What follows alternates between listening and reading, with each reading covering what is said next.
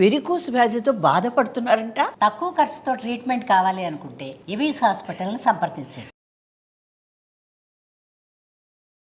నమస్తే రమ్మగారు. నమస్తే జయ. రమ్మగారు, కొంతమందికి ఎట్లా అనిపిస్తుంది అంటే మేము చాలా కష్టపడతాం, ఎంత అంటే మాటల్లో చెప్పలేము, కానీ మా కష్టం నిలబడదు, ఎప్పుడూ ఒక్క రూపాయి ఉండదు. కష్టం అంటే ఇన్ ద సెన్స్ మనం డబ్బులోనే కదా చూసుకుంటాము, ఎందుకని ఇట్లా జరుగుతుంది అని ఒక ఆలోచన, ఒక ప్రశ్న వస్తూ ఉంటుందండి. ఎప్పుడు ఒక ప్రశ్న ఉంటుంది చూడండి, మేము బాగా భగవంతుని కొలుస్తాము అయినా మాకు కష్టాలు తప్పవు. అట్లా మేము చాలా కష్టపడతాం అయినా డబ్బు మాత్రం, లక్ష్మీదేవి మాత్రం నిలవదు, మా దగ్గర ఉండదు, మాకెప్పుడు బాధలు కష్టాలే ఉంటాయనే ఒక ప్రశ్న ఉంటుంటుంది. ఆలోచన రాకుండా ఉండాలి అంటే మనం అసలు మన నడవడిక కానీ మన నడతలో కానీ ఎలాంటి మార్పులు చేసుకోవాలి? బేసిక్గా జయ, డబ్బు ఎప్పుడు కూడా చెంచల కదిలిపోతూనే ఉంటుంది. మనకు ఒక రూపాయి ఇచ్చింది అనుకో, రూపాయిగా ఎలా ఉంటుంది, అది పాపాయిల్ని పెట్టదు, దాని దారిని అది ఉంటుంది. మనం ఏం చేస్తాము, ఖర్చు పెంచుకుంటాం, ఖర్చు చేస్తాం. ఓ 80 పైసలు ఖర్చు పెట్టాం, ఓ రూపాయలు అంటే ఓ 100 రూపాయలు 80 రూపాయలు ఖర్చు పెడితే 20 రూపాయలు దాస్తాం. జనరల్గా అందరు చేసేదే కదా. కొంతమంది ఎట్లా ఉంటారంటే 100 రూపాయలు వస్తే కనుక 200 ఖర్చు ఉంటుంది వాళ్ళకి ముందుగానే.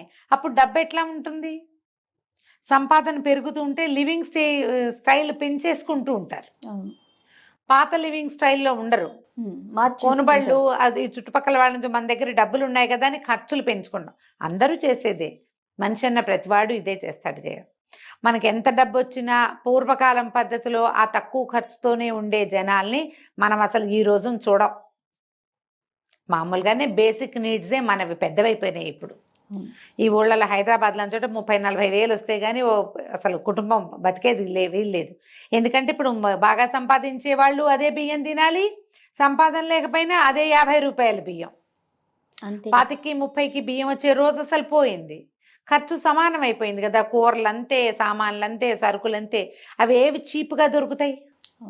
మహా అయితే అక్కడెక్కడో మార్కెట్కి వెళ్తే తక్కువకు రావచ్చు, అక్కడెక్కడికో వెళ్ళిన వస్తువు నిలవ పెట్టుకునేసరికి వేస్టేజ్లు అయిపోతాయి. లివింగ్ ఇది అందరిది ఒకటే. ప్రతివాడికి 2 పూట్ల అన్నం కావాలా, 1-2 కూర కావాలా, అదే చింతపండు, అదే బెల్లము, అదే ఉప్పు, పప్పు, నూనె, ఎండుమిర్చి అవే వాడుకుంటాం. అందరం అదే కదా. మన భోజనం వేరు, వాడి భోజనం వేరు, తక్కువ జీతం వాడి భోజనం వేరు కాదు అసలు.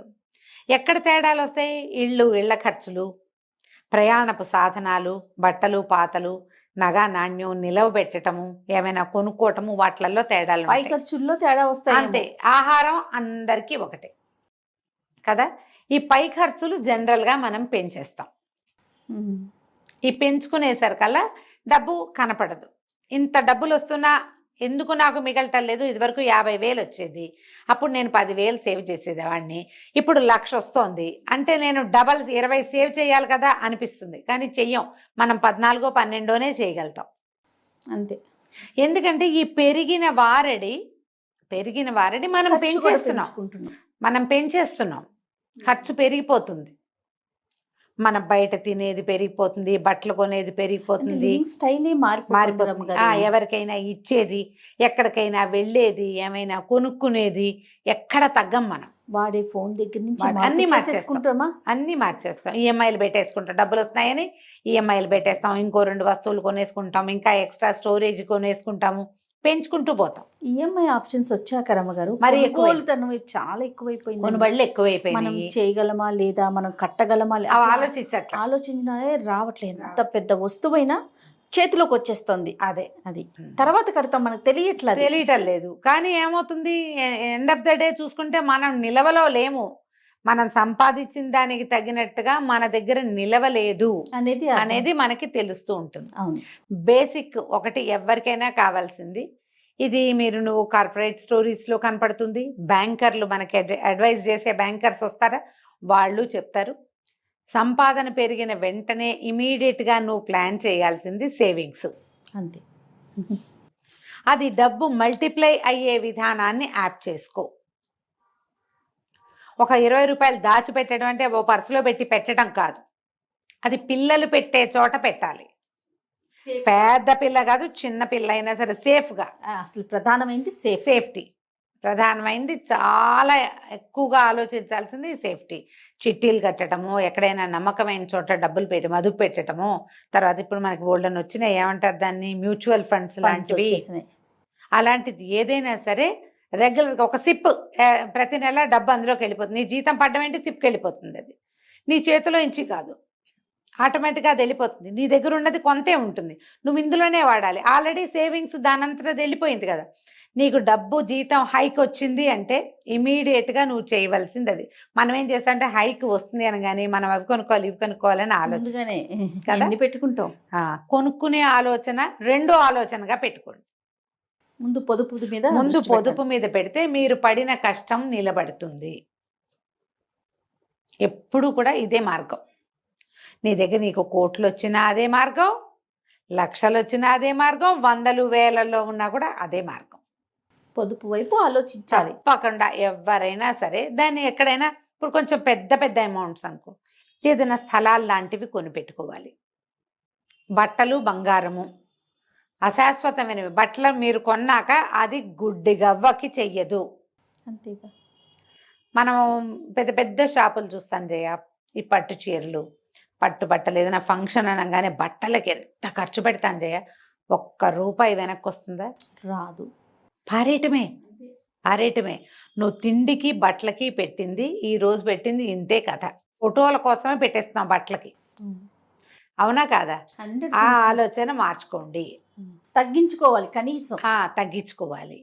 ఇప్పుడు కానీ నువ్వు బంగారం కొంటే కొంత నయం, కొంత. కానీ ఈ రోజున బంగారం వెర్రెత్తినట్టు పెరిగిపోతుంది.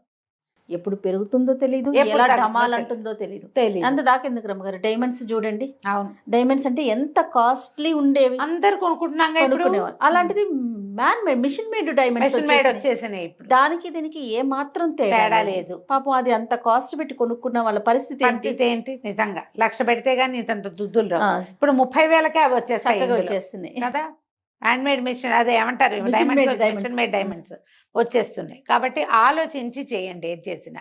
ఈ తర్వాత ఇంకా రెండోది, మీరు ఏదైనా చిన్న స్థలము, ఇల్లు ఏదైనా కొనిపెట్టుకుంటే అది మల్టిప్లై అయ్యేందుకు అవకాశం ఉంది.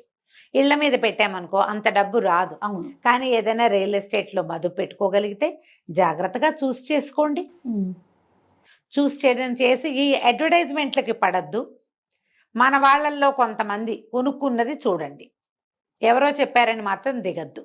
వాళ్ళు రారు రేపొద్దున మీతోటి. ఏదైనా తేడా వస్తే వాళ్ళు వచ్చి మీకు సమాధానము చెప్పరు, మీకు ఏదైనా ప్రాబ్లం వస్తే వాళ్ళు మీతోటి నిలబడరు. తాత్కాలిక అడ్వర్టైజ్మెంట్ మాత్రమే జరుగుతుంది.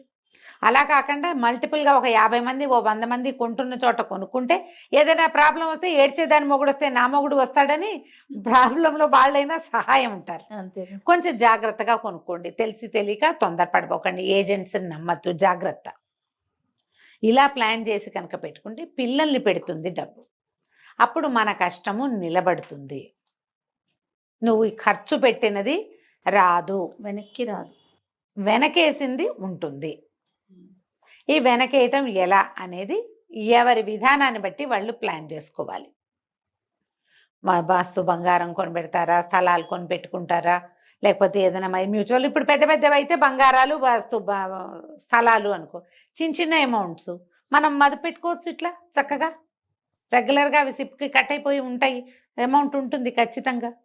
కాస్త ముందు వెనకగా మార్చుకోవచ్చు దాన్ని. లేదా ఏదైనా చిట్టీలు కట్టుకోవటం రెగ్యులర్గా, పెద్ద అమౌంట్ అయ్యాక దాన్ని ఫిక్సో చేసుకోవటం, దాంతో ఏదైనా పెద్దది ఏర్పాటు చేసుకోవటం, పిల్లలకో వస్తువుని అరేంజ్ చేసుకోవచ్చు. అలా చేయొచ్చు. ప్రధానమైనది మీ మైండ్ సెట్లోనే మీ డబ్బులు ఉంటాయి.